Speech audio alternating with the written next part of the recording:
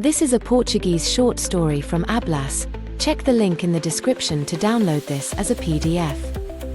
Let's start reading the story with only Portuguese subtitles, before looking at the English translation. Ninguém teria acreditado, nos últimos anos do século XIX, que este mundo estava a ser observado atentamente por inteligências superiores à humanidade, e no entanto tão mortais quanto ela.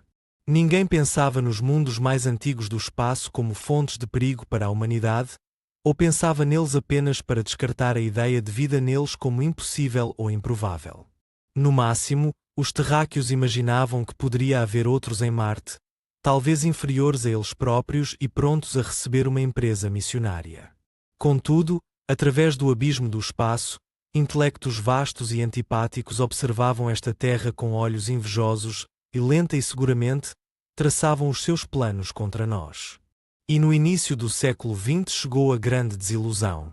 O planeta Marte gira em torno do Sol a uma distância média de 140 milhões de milhas, e a luz e o calor que recebe do Sol são apenas metade do que este mundo recebe. Deve ser, se a hipótese nebular tem alguma verdade, mais antigo que o nosso mundo. Muito antes de esta Terra deixar de estar derretida, a vida na sua superfície deve ter começado o seu curso.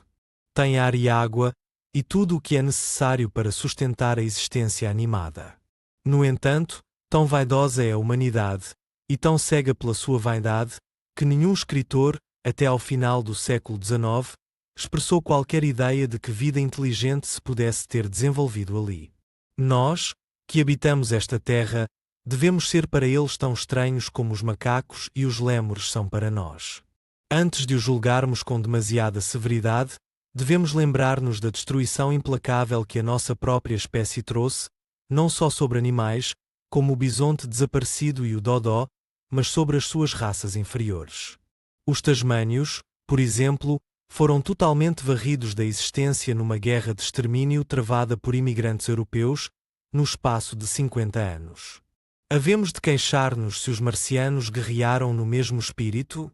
Os marcianos parecem ter calculado a sua descida com subtileza surpreendente. Os seus conhecimentos matemáticos são evidentemente muito superiores aos nossos. Se os nossos instrumentos o tivessem permitido, poderíamos ter visto o problema a formar-se já no século XIX. Durante todo esse tempo os marcianos devem ter estado a preparar-se. Lembro-me de uma noite em que havia 3 pontos de luz tenues, e à sua volta estava a escuridão insondável do espaço vazio. E invisível para mim porque era tão remota e pequena, voando rápida e constantemente na minha direção através daquela distância incrível, vinha a coisa que nos estavam a enviar. A coisa que ia trazer tanta luta e calamidade à Terra. Nunca imaginei isso então enquanto observava. Ninguém na Terra imaginava aquele míssil infalível.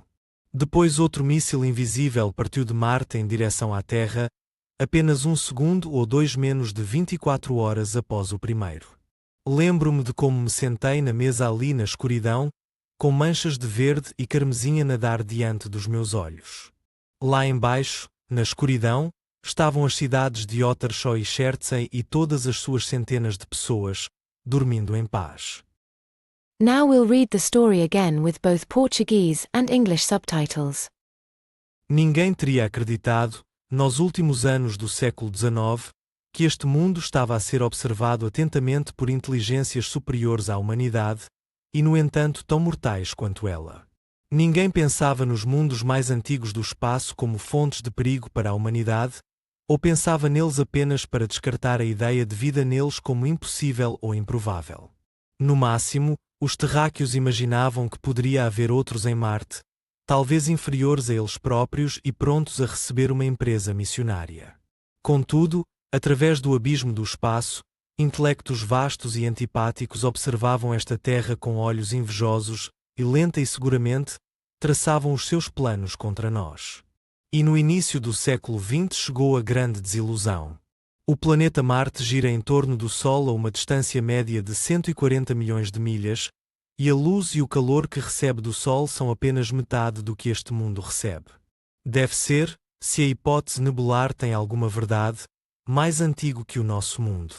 Muito antes de esta Terra deixar de estar derretida, A vida na sua superfície deve ter começado o seu curso.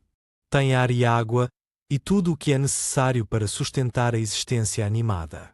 No entanto, tão vaidosa é a humanidade, e tão cega pela sua vaidade, que nenhum escritor, até ao final do século XIX, expressou qualquer ideia de que vida inteligente se pudesse ter desenvolvido ali. Nós, que habitamos esta terra, devemos ser para eles tão estranhos como os macacos e os lémures são para nós. Antes de os julgarmos com demasiada severidade, devemos lembrar-nos da destruição implacável que a nossa própria espécie trouxe, não só sobre animais, como o bisonte desaparecido e o dodó, mas sobre as suas raças inferiores. Os tasmânios, por exemplo, foram totalmente varridos da existência numa guerra de extermínio travada por imigrantes europeus, no espaço de 50 anos. Havemos de queixar-nos se os marcianos guerrearam no mesmo espírito? Os marcianos parecem ter calculado a sua descida com subtileza surpreendente. Os seus conhecimentos matemáticos são evidentemente muito superiores aos nossos. Se os nossos instrumentos o tivessem permitido, poderíamos ter visto o problema a formar-se já no século XIX.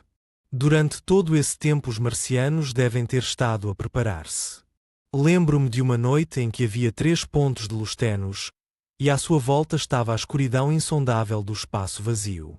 E invisível para mim porque era tão remota e pequena, voando rápida e constantemente na minha direção através daquela distância incrível, vinha a coisa que nos estavam a enviar. A coisa que ia trazer tanta luta e calamidade à Terra. Nunca imaginei isso então enquanto observava. Ninguém na Terra imaginava aquele míssil infalível.